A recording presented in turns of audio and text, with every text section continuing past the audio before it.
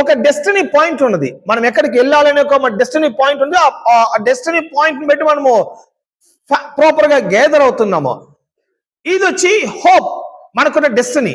కానీ అబ్రహాం జర్నీలో మీరు గమనించాలంటే అతనికున్న ఒకే ఒక హోప్ ఏంటంటే దేవుడు చెప్పిన వాక్యమే. అది మాత్రమే కాదు, ఫిజికల్ గా విజువల్ గా అతను ఏ లొకేషన్ కూడా అతనికి చూపించలేదు. సో అబ్రహాం యొక్క జర్నీ చూసారంటే పూర్తిగా విశ్వాసంతో తన ప్రయాణాన్ని అతను మొదలు పెట్టాడు. సో విశ్వాసం అనేది ఏంటి? నేను ఏదైతే దర్శించలేదో నా హృదయంలో బిలీవ్ చేస్తున్నాను, దర్శించకుండా హార్ట్ లో బిలీవ్ చేసి ఆ బిలీవింగ్ యొక్క సిస్టమ్ తో నేను నడుస్తూ ఉంటున్నాను. ఆమేన్.